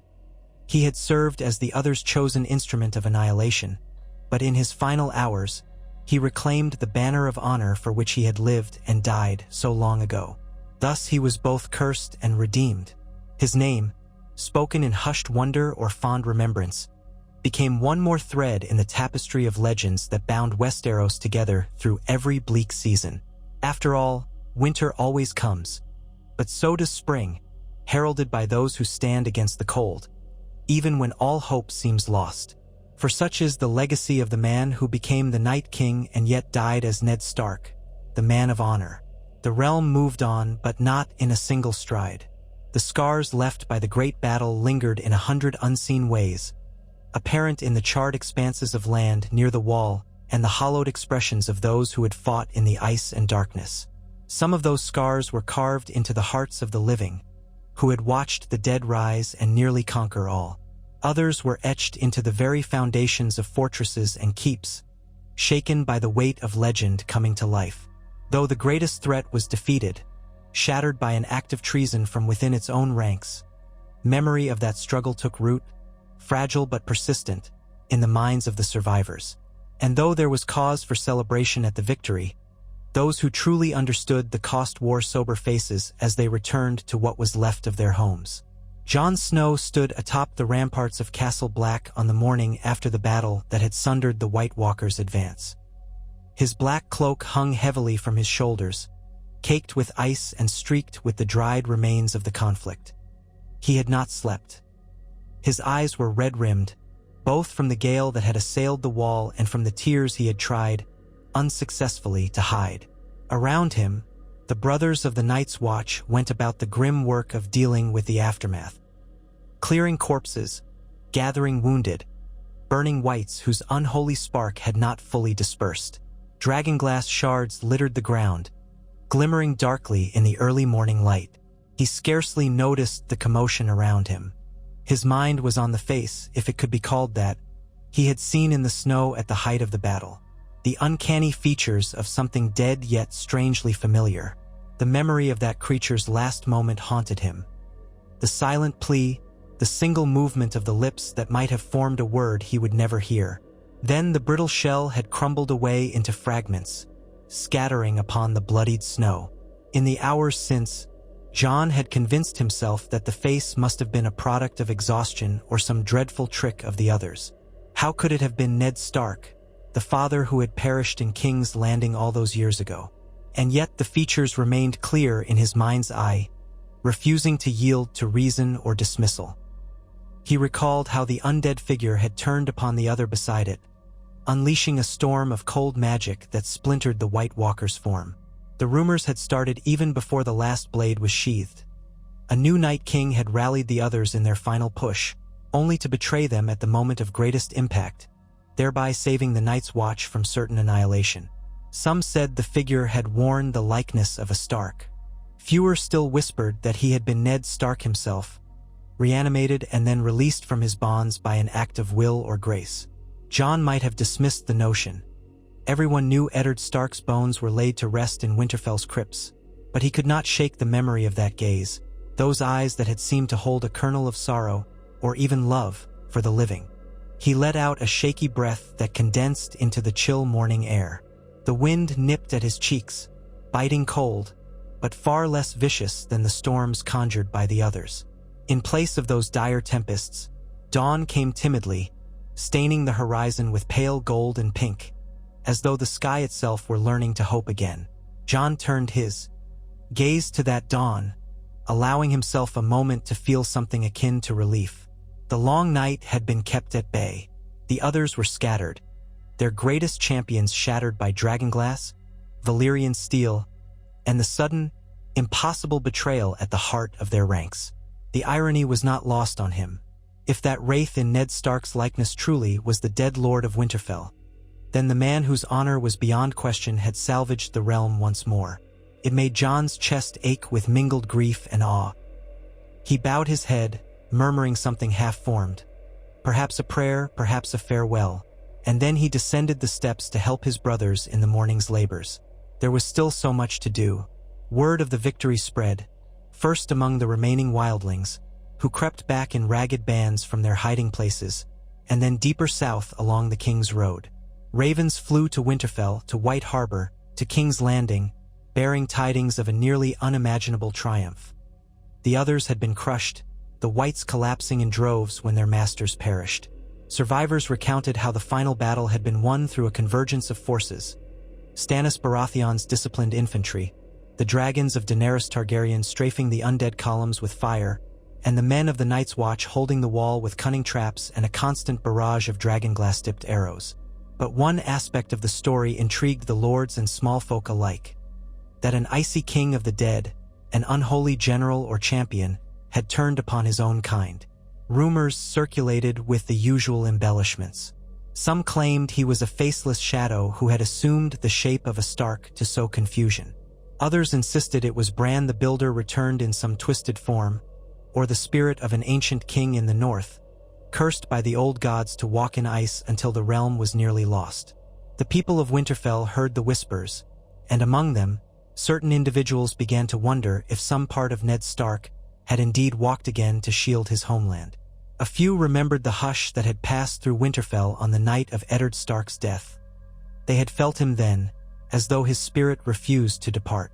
If he had been claimed by dark magic in the interim, who was to say that same stubborn spirit might not have found a way to break free and do one final service for the North? At Winterfell itself, Robb Stark paced in the great hall, the heels of his boots scuffing lightly on the stone floor. He was taller than his father had been, broader in the shoulders, with the bearing of a man who had led armies. Yet a weariness weighed on him that even victorious news could not dispel. The war with the Lannisters had left him battered, and though various truces and alliances had formed in the face of the undead threat, the kingdom was hardly at peace. Catelyn Stark stood nearby, arms folded beneath her cloak, her eyes reflecting both relief that the others were defeated and sorrow that her husband's name should be invoked in such a tale. She did not know whether to scoff at the rumor that Ned had become some undead champion or to tremble at the possibility. She remembered the bones that were returned from King's Landing, the statue placed in the crypts, the quiet ceremonies they had held in Ned's honor. It still seemed impossible that his body could have been spirited away, that some necromantic power far beyond the wall had bound him in ice. And yet, the North was a land of strange gods and older powers. The mere fact the others had existed confirmed the realm's ignorance of what truly lurked in the dark corners of the world. Why not some atrocity involving Ned's remains? Why not an unholy crown of ice forced upon him against his will? Robb's voice broke the silence. The ravens say the others are scattered, many destroyed, but not all. Some fled north, deeper into the wastes beyond any known map. Fewer whites remain, and the threat is ended, for now. Stannis remains at the wall, demanding fealty from the Watch and planning his next moves. They say Daenerys Targaryen is returning to Dragonstone, having lost only a handful of her men in the battle. She has the dragons still, or at least two. Another was wounded. Catelyn drew in a breath. And the rumors of the Night King who turned on his own? Robb ran a hand through his auburn hair. They say he shattered, turning to ice in Jon's arms. Jon sent a raven as well. He didn't confirm anything, only that the undead champion looked like father. He hesitated, clearly struggling with the notion. Jon cannot speak more than that. He's not sure he believes his own eyes. He wants us to know he's safe, that the Watch held. But Mother... There was something in his letter, a kind of hush between the words. She closed her eyes, imagining Jon's face, the same boy she had once resented for the circumstances of his birth, or so she had thought. But sorrow had a way of eroding old grudges. With Ned gone, Jon had become not exactly a son to her, but a reminder of Ned's kindness, his sense of duty. Over time, she had grown to regret the bitterness she once held toward the boy. Now she felt an odd pang of empathy for him. Jon had stood face to face with a horror that might have worn Ned's likeness. No words could ease such a wound. Robb paused before continuing. If it truly was him, if Father became something monstrous, and yet fought to save us all at the last, we owe him even more than we knew. We owe him everything. But what does one do with that knowledge? How do we honor or mourn him again? Caitlyn's throat constricted, and she whispered, "We keep his memory alive. We protect the North. And we remember that no matter what shape the darkness takes, we do not yield." That was Ned Stark's way, always. South of Winterfell, in King's Landing, the news of the others' defeat was greeted with muted relief. Joffrey Baratheon, still precariously seated on the Iron Throne, proclaimed that his grand leadership had caused the realm to unite, thereby securing victory. Few believed such declarations outright. The small folk whispered that if not for the Starks, the Night's Watch, and the rumored betrayal by the undead champion, all of Westeros would have fallen under a tide of ice. Cersei Lannister's agents worked tirelessly to quell any narrative that gave too much credit to the North, but even her manipulations could not fully stanch the spread of stories regarding the final stand at the Wall. In the Red Keep's library, an exhausted Maester Pycelle recorded the official account. The others, ancient and malevolent, were undone by the bravery of the living and the protective magic of the Wall, under the noble guidance of King Joffrey. But off the record, younger maesters began to wonder if the realm had come within a breath of utter destruction. Rumors that Eddard Stark had arisen as a Night King circulated among them, quietly, with some scholars rejecting it as superstition and others pointing to obscure passages in older manuscripts that hinted at such possibilities. Far across the sea, Daenerys Targaryen sat in the council chamber of Dragonstone, letting the warmth of the braziers chase away the clammy chill. The victory in the north had come at a cost. Rhaegal, one of her dragons, bore scars from an other's ice spear. He would heal, but the wound had served as a sobering lesson that even dragons were not invincible. Ser Jorah Mormont stood nearby, delivering a report on the potential alliances Daenerys might forge now that the northern threat had diminished. Tyrion Lannister listened quietly, tapping a finger against his scarred face, analyzing every angle. Varys, half-shadowed by the flickering light, watched them all. Dany's thoughts drifted again to the sight she had beheld at the Wall. Pillars of flame from her dragons scorching through the storm, the living and the undead locked in brutal conflict below. And at the center of it all, a figure wreathed in swirling ice. She had spied him from the sky, though only briefly. He'd stood among the others, but had turned on them with a power that seemed to tear at his own being. Before she could direct her dragons to finish him, he had collapsed, leaving the others rank in disarray. She remembered thinking, for a fleeting moment, that this champion was something new, neither living nor entirely dead. She had even felt a pang of pity, as though the figure were a slave who had broken free of a cruel master only to face certain doom. Tyrion cleared his throat, pulling her from her reverie. "Your Grace, it's important to consider how to capitalize on this victory. The realm has not forgotten the notion that you came to their aid when the dead rose in the north. That goodwill might pave the way to your acceptance as queen, if you manage it carefully."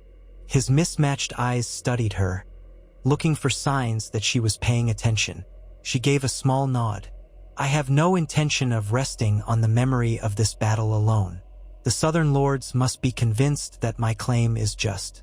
And yet, after all I've seen, men and women joining forces to stand against the dead, petty squabbles for the throne feel small."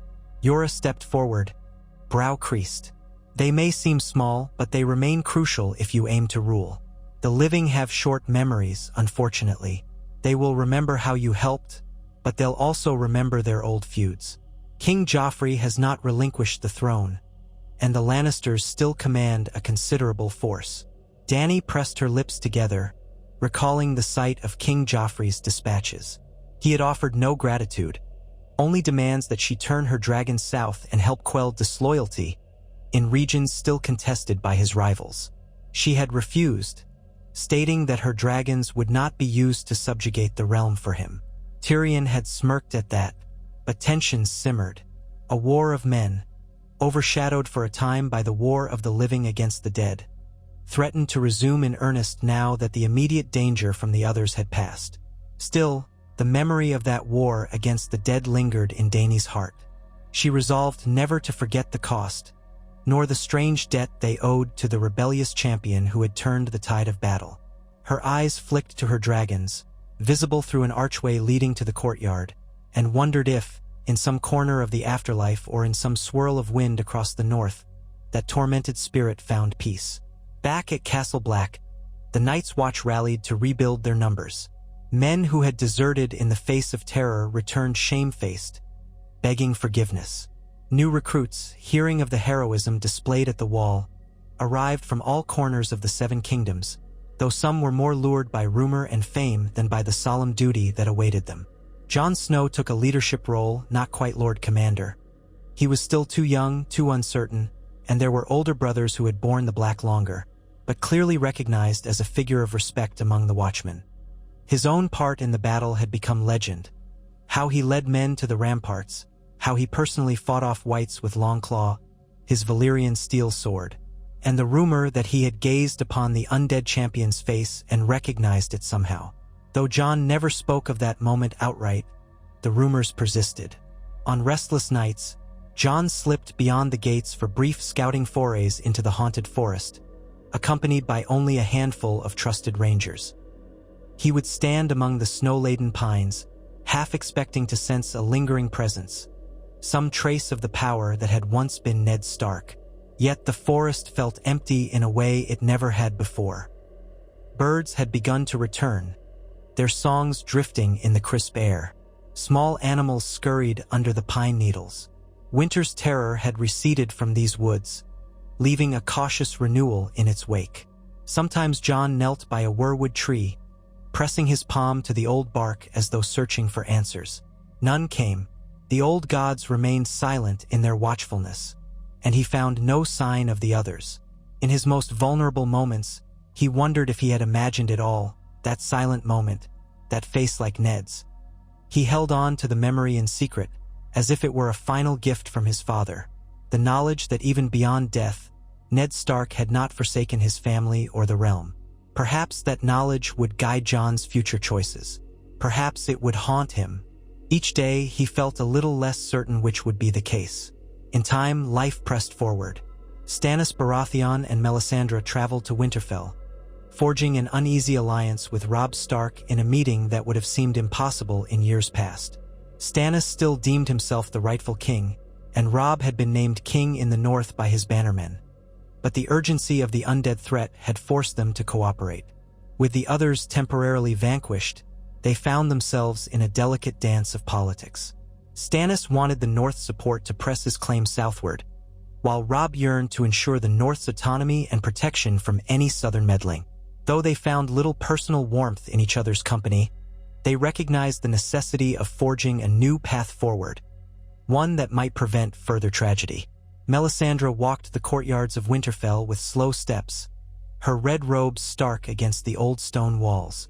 She paused at the statue of Ned Stark that stood in the yard, a modest memorial erected alongside the older commemorations of Brandon, Lyanna, and Rickard Stark. The carved features of Ned's face were simpler than the ones in the crypt, but the stonemason had captured a certain quiet dignity. Melisandre's ruby gleamed at her throat as she studied the face. Catelyn Stark approached, her expression guarded. "Lady Melisandre," she said, holding her hands folded in front of her. "Is there something you see in that statue?" The Red Priestess turned, her eyes unsettling in their calm intensity.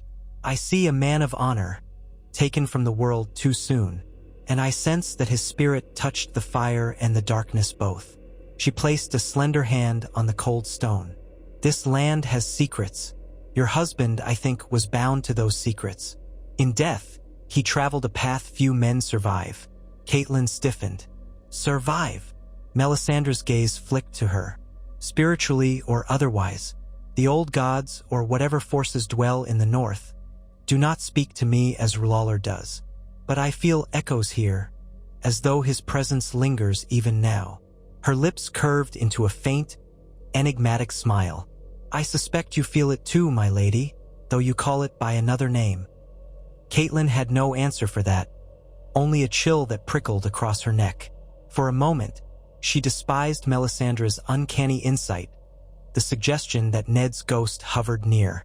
She wanted to believe Ned had found peace, that he was with his ancestors in the crypts, or at rest in some gentle afterlife. Yet a deeper part of her wondered if the Red Woman was correct. Perhaps Ned's essence, having been so cruelly twisted and then set free in that final battle, had left him tethered to the north in ways no living soul could comprehend. That night, Catelyn walked alone to the godswood, following the path once trod by Ned so many evenings. Snow dusted the branches, and the pool reflected the moonlight like a silver disk. The heart tree's face bore the usual solemn expression, its red eyes seeming to peer into her soul. She knelt, breath fogging in the chill, and whispered a prayer for her children, for the North and for Ned. She asked the old gods to give her a sign if he was truly out there in some form. Yet all she heard was the trickle of water running beneath a thin crust of ice. She exhaled and rose, tears threatening but not falling. If Ned's spirit remained, it offered no comfort that night. Meanwhile, in the deep wilderness beyond the wall, the remnants of the others had scattered like shards of broken glass. Small pockets of undead still wandered aimlessly until destroyed by watchful rangers or by the wildlings who had returned under Tormund Giantsbane's leadership. Tormund boasted that he had personally slain a dozen wights in the weeks after the final battle, though none had the cunning or menace of the previous horde. Among the free folk, stories circulated of faint sightings. A lone White Walker stumbling through the drifts, missing an arm or half its skull, desperately searching for some master that no longer existed. Whenever found, it was swiftly destroyed, leaving behind only drifting frost.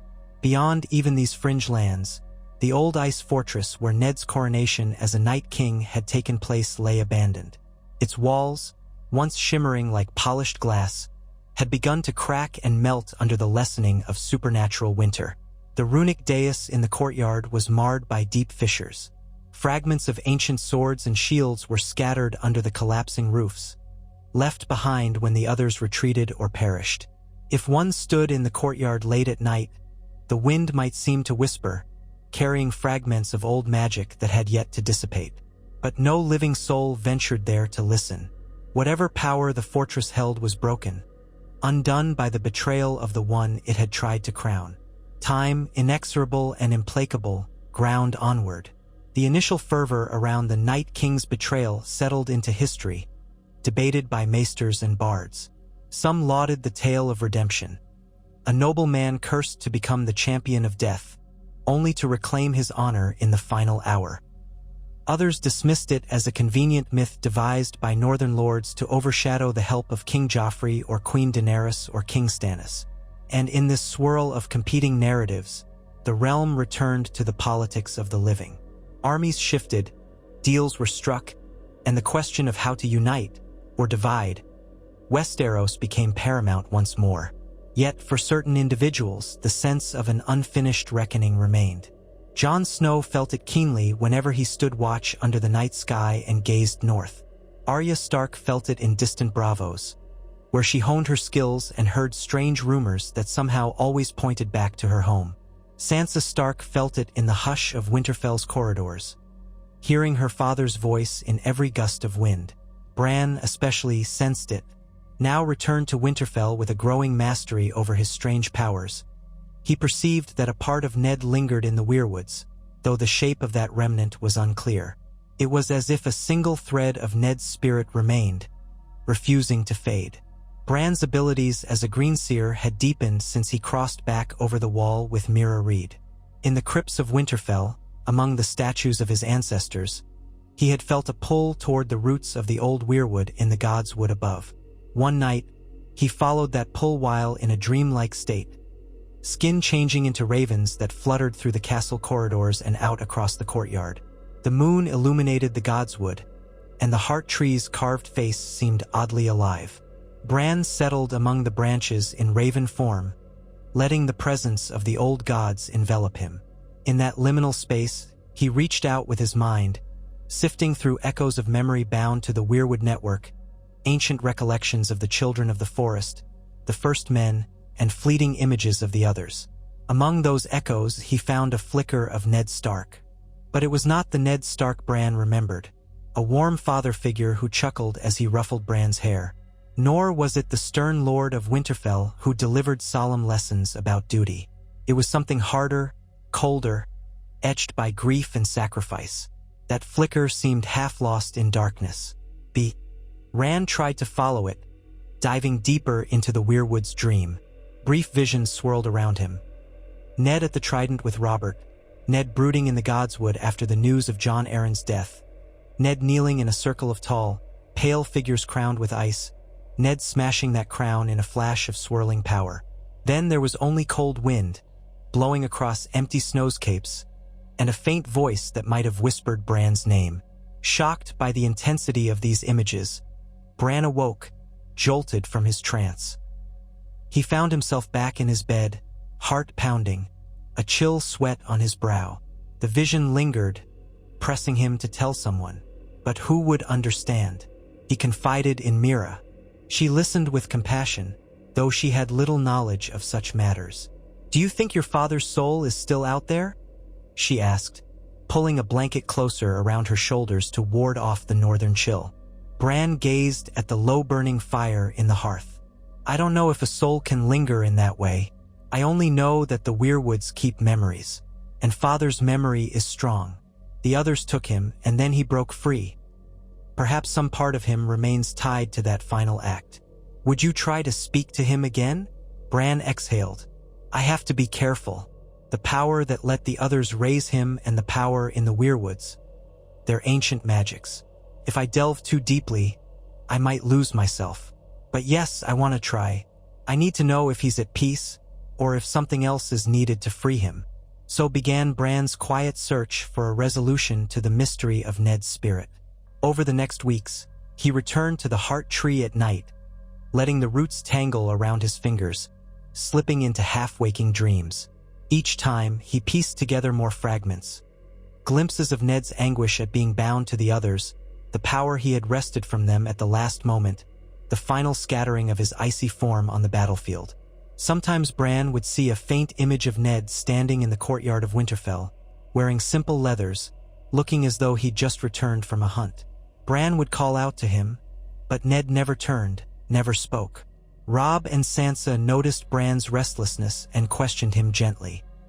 He told them only that he was searching for answers about their father's final fate, and that he believed some memory of Ned lingered in the old god's domain. Robb frowned but did not press him. Sansa, however, found a quiet moment to pull Bran aside, leading him to a bench beneath a gallery of carved wooden beasts in Winterfell's main hall. Candles flickered against the carvings, casting dancing shadows. "You've grown into a different person since you left us, Bran," she said softly. "We all have, but you most of all. If you truly believe Father's spirit remains, is it not enough to know he's no longer in thrall to those monsters? Why hurt yourself searching for more?" Bran looked at his sister. She had endured King's Landing, survived the cruel manipulations of the Lannisters, faced Ramsay Bolton, and now stood as a quiet pillar of strength in Winterfell. He respected her more than words could say. "I don't want to be haunted by half-truths," he replied. "If there's a way to give him peace, or to understand what happened to him, I have to try. He was our father." Sansa nodded, tears threatening in her eyes, though her voice remained level. "I miss him every day. If you find a way to bring him some rest, or to let him know we're all right, please do it. But don't lose yourself, Bran. We can't bear to lose you too." He placed a hand over hers, mustering a smile. "I'll be careful."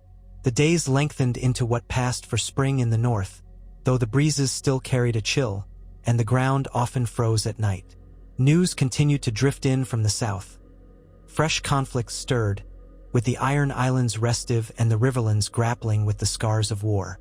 King's Landing braced for renewed strife. Daenerys Targaryen consolidated her position in the east and along the coastline, while Stannis Baratheon negotiated alliances that set some northern houses on edge. Despite these maneuvers, the north itself remained relatively peaceful, as though the memory of the undead crisis had sobered the local lords into unity for the time being. Jon Snow traveled to Winterfell on one of his infrequent leaves from the Wall. accompanied by a small honor guard of black brothers. He came to meet with Robb about the fortifications in the gift and the possibility of funneling supplies to the Night's Watch. Robb was only too pleased to see him, greeting him warmly in the courtyard. Yet the sense of solemnity never truly left Jon's face. One evening, after the day's discussions concluded, Jon and Robb found themselves on a quiet walk along the battlements. Torches burned every few paces, and the courtyard below was still, save for a pair of guards pacing near the stables. Robb cleared his throat. "I heard about your part in the final battle, how you fought with such resolve. The men say you faced the others directly." Jon shrugged, adjusting the worn leather hilt of Longclaw at his side. "I fought as I could. So did everyone. We only survived because the others were undone from within. That champion turned on them." Robb hesitated, glancing at Jon's profile. "Some believe that champion was father." Jon closed his eyes for a moment. "I saw something that looked like him. I can't pretend otherwise. I know how mad that sounds. When I first saw that face, I nearly lost my grip on my sword. It was him, Robb, or an image so close it made no difference. And then I saw him act. He fought against the others, shattered them in a way we couldn't. And in the end, he looked at me as if to say goodbye." A shiver passed through Robb. They walked in silence, the only sound their boots on the battlements. Finally, Robb spoke. "Sometimes I wonder if the gods wanted a final test of the man who was Eddard Stark, as though his honor had to be proven even in death. But why would the gods be so cruel?" "I don't know," Jon admitted. "I only know I wish I could have thanked him, or told him we'd look after each other, that we'd guard the north in his stead." Robb exhaled, watching his breath fog in the torchlight. "We can honor him best by doing just that, by ruling wisely, defending those who cannot defend themselves, and never forgetting what we faced. If there's any justice, Father's soul is at peace now, freed from that horror." They parted ways, each lost in his own thoughts, each haunted by the echo of Eddard Stark. That night, Jon left for Castle Black again, riding under the wan stars with his small entourage, carrying new supplies and a quiet determination to safeguard the realm. And though he tried to push aside the memories of that dreadful battle, he carried them as a private burden, a source of purpose and lingering sorrow. Bran waited until the darkest stretch of night, when the moon had set, to attempt his most daring journey into the Weirwood's dream. Mira watched over him, standing vigil in the godswood with a lantern. The heart tree's carved face loomed above them, pale and inscrutable. Bran settled himself among the gnarled roots, closing his eyes, letting the taste of cold air fill his lungs. He sank into a trance, feeling his consciousness slip beyond the boundary of physical sensation. He drifted in a swirl of imagery. He saw crows flapping their wings in a starless sky, felt the rattle of wind along ancient branches. Then the viewpoint shifted, as though he were gliding over a landscape painted in frost and shadow. He recognized fragments of the deep north, the craggy mountains and ice-fanged ravines. Here and there, the ground was pocked with footprints left by the fleeing undead. Some had simply collapsed, their broken forms scattered under the snow. Others had melted away entirely, leaving behind only a memory of horror. The vantage swooped low, passing near the ruined ice fortress. Bran sensed the old enchantments that still clung to the place like stale air in a sealed room. He sensed the absence of the other's presence, a hollow core where once a powerful force had dwelled. In that hollow core, he felt something else, something that flickered like the last ember of a dying fire. It was a resonance that reminded him of Ned Stark, though tainted by the cold. Bran knew he should be cautious. The old god's network did not always abide by mortal logic. But he pressed on, seeking that ember. He found himself within the courtyard of the fortress, though in the dream realm. The dais with its spiral runes lay cracked. The memory of how they had glowed lingered like an afterimage. Bran touched the center of the dais with a phantom hand. Instantly, a surge of memory swept through him. Ned kneeling here, tall pale figures placing a crown of ice upon his brow. Overwhelming cold. A desperate struggle. a final act of defiance. Then Bran saw Ned's shape in the dreamscape, not fully formed, flickering like a reflection on water. He wore ragged furs and an expression of deep sorrow. Icy lines scarred his arms, the runes half broken. He turned, and it seemed he sensed Bran's presence.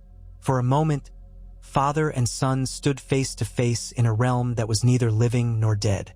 Bran's dream form tried to speak, but no words emerged. He extended a hand, breathless and trembling. Ned's shade regarded him with a look that held a dozen unspoken regrets. Then, in a voice that seemed to resonate within Bran's mind rather than his ears, Ned spoke a single word, "Remember." The air around them rippled. The fortress walls groaned as if about to collapse. Bran felt a crushing weight of sorrow and guilt emanate from this echo of Ned's spirit. In that wave of emotion, Bran glimpsed moments of Ned's last year. The heartbreak at leaving his family to go south, the dread as he realized King's Landing was a nest of vipers, the desperation that led him to confess treason to save Sansa's life, the final horror of the executioner's blade, and the bleak cold that claimed him beyond the grave. Through it all, Ned had clung to his sense of duty.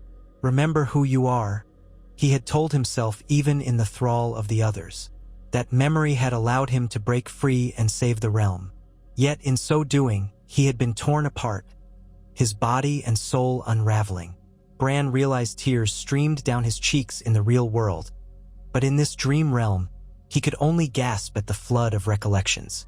He understood that Ned could not linger much longer. This shadow of a man, bound to frost and regret, needed release. Summoning every ounce of will, Bran gathered the warmth of the old gods, the quiet presence he sensed in the weirwood. He reached toward Ned's flickering form, trying to envelop it in a gentle glow. An image of the heart tree in Winterfell flashed through his mind. The old face carved into white bark, the slow drop of red sap from its eyes. "Come home," Bran whispered, though he was unsure if the words were forming properly in this space. He tried to guide Ned's spirit away from the ruined fortress and toward the memory of Winterfell. He pictured the courtyard, the walls, the crypts. He pictured the statue of Ned that stood watch, carved in the likeness of a patient father. He pictured the godswood, where Ned had prayed so many times. A tremor ran through Ned's form, and for a moment, Bran feared the presence would shatter like fragile ice. Then Ned nodded, a single gesture filled with longing. The fortress around them dissolved into a swirl of snow, and Bran felt the ground give way. He and Ned tumbled through a void that was not dark but white, an endless expanse of drifting flakes and half-formed memories. And then, with a soft rush, Bran felt the presence of Winterfell's godswood, the thick trunk of the heart tree, the calm pool, the gentle hush of wind over leaves. Ned's shade stood there, looking upon his old home with wonder and profound sadness.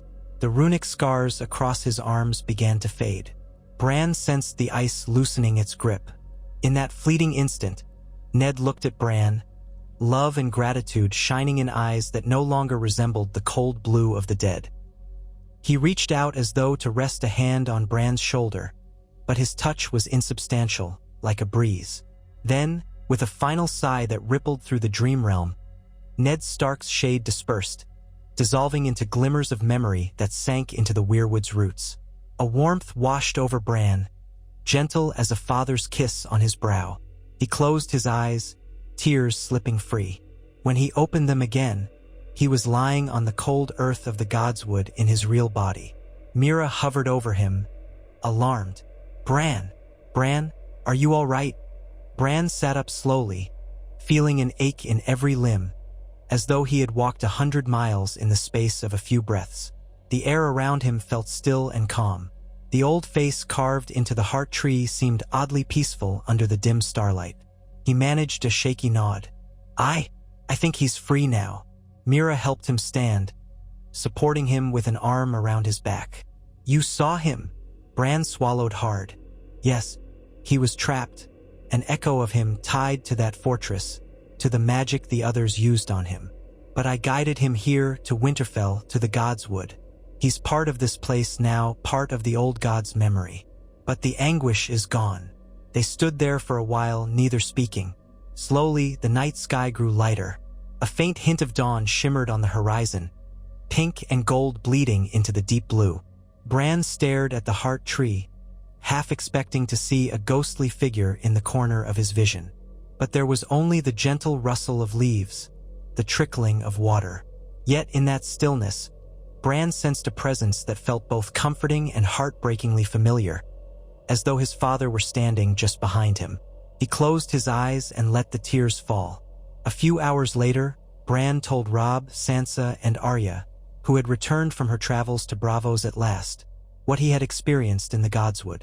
They listened in silence, expressions ranging from startled to solemn. Arya, who had embraced new skills and a cold demeanor in her time across the sea, found tears welling in her eyes, though she tried to blink them away. Robb looked stricken, as though he wanted to doubt Bran's story but could not bring himself to disbelieve. Sansa placed a hand over her mouth, fighting back sobs. After Bran finished, they all sat quiet for a long time. Finally, Arya spoke in a voice that quivered only slightly. "So, you're saying he's here now in the Godswood? Can he speak to us?" Bran shook his head. "Not in words, more like a comfort, a presence. Father's spirit was never meant to roam the living world once the others took him. That piece of him was a tortured fragment, bound by dark magic. When he broke free, it still clung to him.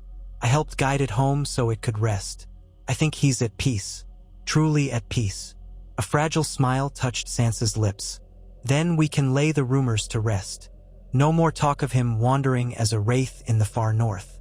No more fear that he suffered under that crown of ice." Robb breathed out, relief and sorrow entwined.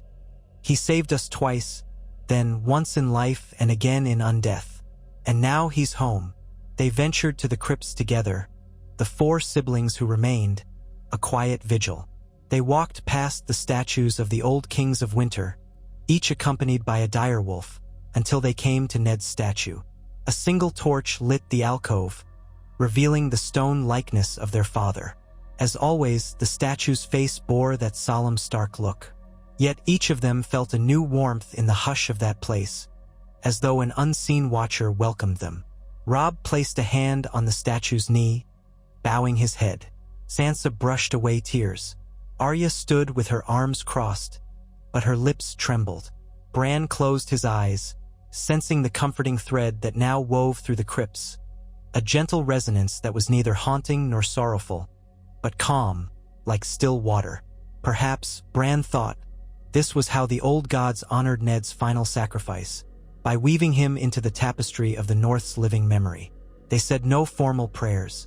The old gods required no words, but silently each child thanked Ned in their own way. They lingered there for what felt like hours, letting the weight of the past and the promise of the future settle around them. Eventually, they emerged into the courtyard, the sun now high and bright. Servants bustled about, tending to chores, seeing to the ravens or cleaning the stables. Life continued, and for once, it felt like the Starks could look ahead without the burden of unanswered horrors. In the following days, Sansa declared that a new feast day be observed each year in the north, in memory of the long night that almost consumed them. She insisted that it also be a time to remember all who fell to protect the realm, including the father who gave his life twice over.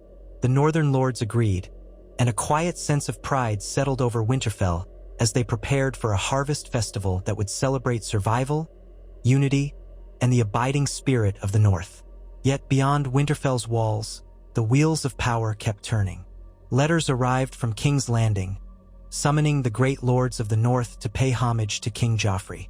Robb refused, incensed that the Iron Throne should demand submission after the North had nearly perished for the good of all. Stannis Baratheon resumed his march south, determined to unseat Joffrey, prompting rumors of yet another war. Daenerys Targaryen gathered ships along the eastern shores, presumably preparing for some grand move of her own. A sense of impending conflict loomed over the realm, even as most folk yearned only for peace. Jon Snow, upon hearing of Bran's vision, felt a strange relief settle in his heart. He would have given anything to speak with Ned one last time, to confirm beyond doubt that what he saw on the battlefield was truly his father's face. But if Bran said Ned was at peace, that was enough. The next time Jon knelt by the weirwood in the small godswood at Castle Black, he spoke as though addressing Ned directly, murmuring words of gratitude and love. The rustle of the pine branches overhead gave no reply, but Jon emerged from that vigil feeling lighter, as if a great weight had eased from his soul. He carried that solace with him when he rode out on patrols, head high, determined to uphold the duty that Ned had instilled in him. Seasons passed. The North endured. Conflicts flared and subsided farther south, but Winterfell stood firm. The new feast day came and went, bringing travelers from as far as the Reach to partake in the harvest and to pay their respects at the old castle that had become symbolic of the realm's salvation. Minstrels composed ballads of the Night King's betrayal, weaving Eddard Stark's name into the verses with poetic embellishments. Some insisted Ned's ghost had wandered the battleground, rallying the men of the Night's Watch at the crucial moment. Others claimed he guided Daenerys's dragons with the voice of the wind, ensuring they flew to the right place at the right time. Most of it was fancy, but the root of the story was enough. Ned Stark, the man of honor, had saved them all. In truth, no one needed the details to be perfect. What mattered was the lesson, that duty and honor could persist even beyond despair. When the realm needed him most, Ned Stark had not faltered, not in life, not in death. That knowledge became part of the North's collective identity, a shield against the cynicism that so often swallowed the southern courts. Whenever someone whispered that the North was too grim, too steeped in old ways, the northern folk could reply, "You remember," and that memory girded them for the hardships that inevitably came with winter's return. Late one night, many years after the battle that ended the other's threat, an older Jon Snow stood atop the wall once more, now wearing the cloak of the Lord Commander. His hair was streaked with silver at the temples, and lines of care etched his face, but the same intensity burned in his dark eyes. He gazed upon the moonlit expanse of snow, recalling the horrors once unleashed there. On the battlements beside him stood a new recruit, wide-eyed at the stories he had heard. "Is it true?" the recruit asked. "Did Eddard Stark really come back as the Night King? Or is that just a song?" Jon turned to the youth. For a moment, he considered weaving a gentle lie or dismissing the question. But something in the recruit's anxious gaze made him remember his own younger self, hungry for truth. After a silence, Jon spoke softly. "He was never the Night King. That's a name people gave him afterward. He was used by the others, bound against his will. But he broke free, and at the end, he saved us all." The recruit swallowed. "So, he truly walked the battlefield as one of the dead?" Jon nodded, eyes distant. "Aye, he did. And he fought as if he still had the heart of a living man." They fell quiet, listening to the wind that scoured the top of the wall. Far below, the night pressed in, but beyond it, the stars shone clear and bright, as if to remind them that darkness did not hold every secret. After a time, the recruit withdrew, perhaps satisfied, perhaps unsettled. Jon remained, leaning on the icy parapet, letting his mind roam back through years of struggle and heartbreak and triumph. He thought of Ned Stark's quiet smile in the courtyard at Winterfell, thought of his unwavering sense of justice, and then of that silent moment on the battlefield when the undead figure had looked at him with something akin to fatherly sorrow. The memory no longer tormented him. Instead, it anchored him, a reminder that courage could outlast even death itself. At Winterfell, the godswood thrived, the heart trees canopy wide and sheltering. The presence Bran had guided there settled into the ancient roots, becoming one more facet of the old god's tapestry. Sometimes, a gentle breeze would stir the leaves in such a way that visitors felt a reassuring presence, as though the spirit of the late Lord Stark greeted them. There were no words, no spectral visions, just a quiet warmth that defied the cold of the north. If one listened closely, the rustle of those leaves might sound almost like a sigh of contentment, or a deep breath taken at peace. Generations passed, and the story of Eddard Stark's resurrection and sacrifice became legend. Children born in the north heard it around the hearth. They learned that there was once a lord so honorable that even death could not break him. Some maesters questioned the veracity of such claims, favoring simpler explanations. Perhaps it was a trick or a different man wearing Ned's face. But in the north, they knew better. The Starks remembered. The old gods remembered. The wall remembered. In each retelling, the essential truth stood firm. Ned Stark had refused to let the realm perish. Whatever foul sorcery claimed his body, his spirit rose above it. He stood against the tide of ice, and in that last, dire hour, he did not falter. In time, a new king in the north was crowned, descended from Robb or Sansa or perhaps even Rickon, depending on how the lineages and marriages played out in the fluid politics of Westeros. That king stood in Winterfell's great hall, accepting oaths from bannermen in a solemn ceremony. Overlooking them was a tapestry of House Stark's proud history, newly woven, depicting key moments of the family's legacy. Bran the Builder erecting the wall, the direwolf sigil crowning the crest, and at the bottom corner, a subtle image of a man crowned in ice, striking down figures of winter with a sword of frost. An elaborate motif of weirwood leaves framed the scene, hinting that the old gods themselves had guided that fateful moment. Visitors from the south sometimes paused before the tapestry, eyebrows raised. "What does that represent?" they would ask, intrigued by the odd juxtaposition of life and death. "An old story," a Stark retainer might reply, "of a lord who put honor above all else, even after death's cold hand claimed him." And the visitors would nod, perhaps thinking it a poetic exaggeration. But in Winterfell, they would look at one another with knowing smiles. The truth, after all, lay deeper than any tapestry could show. It was woven into the very stones of the castle, carried on the wind that whistled through the gates, and echoed in the hearts of every northerner who dared to stand against the darkest night. Far beyond the recollections of mortal men, in realms that even the children of the forest had only whispered about, the last vestiges of the other's power slumbered. Time and the renewed strength of the living had pushed that darkness into corners so remote that even the coldest winds seldom blew there. If, in those hidden recesses, a stray wight still wandered or a fragment of the White Walkers endured, it had no champion to unite it, no dread king to lead it forth. The intricate patterns of ice magic that once bound them together had been splintered by a man whose devotion to family and duty outweighed any conjuration of winter's cruelty. And so the land breathed easier. The living reclaimed their nights from terror.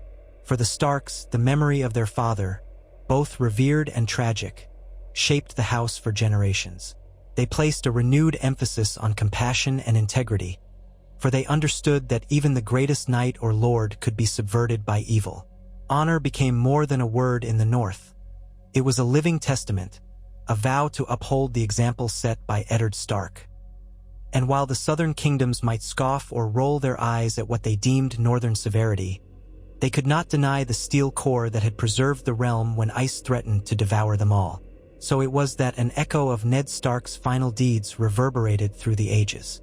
In taverns and feasts, singers retold the battle under the wall, the dragons roaring overhead, the Night's Watch locked in desperation, and the unstoppable tide of whites surging from the gloom. Then, in the climactic moment, the champion of the dead turned against his own, scattering the others like shards of broken glass.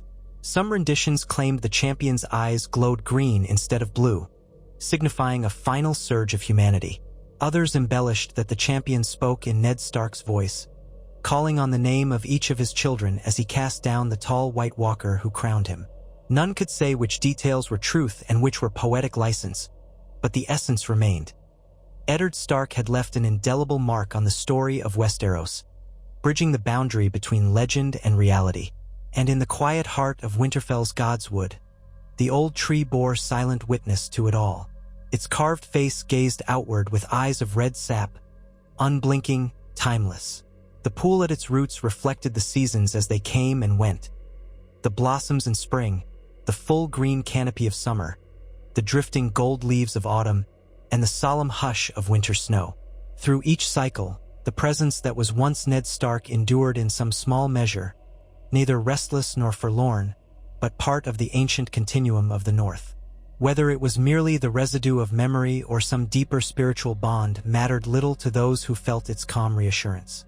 In the swirling confusions of politics and war, that presence reminded them of simpler virtues: loyalty, duty, compassion. Generations later, young Stark heirs would sometimes claim to hear a faint voice when they knelt by the heart tree, especially in times of great worry or grief. They would speak of a voice that sounded fatherly, gentle, and wise, though tinged with sadness. The maesters would dismiss such accounts as fancy, the product of imaginative minds inspired by old tales. But the children of the North took comfort in it all the same. Whether real or imagined, it gave them courage, and a sense that the line of the Starks stretched beyond life and death, guarded by ancient powers and the memory of a man who defied even the darkest winter. Thus the story found its conclusion, not in a single triumphant blast of horns nor in the crowning of a monarch in golden splendor, but in the quiet persistence of faith and family.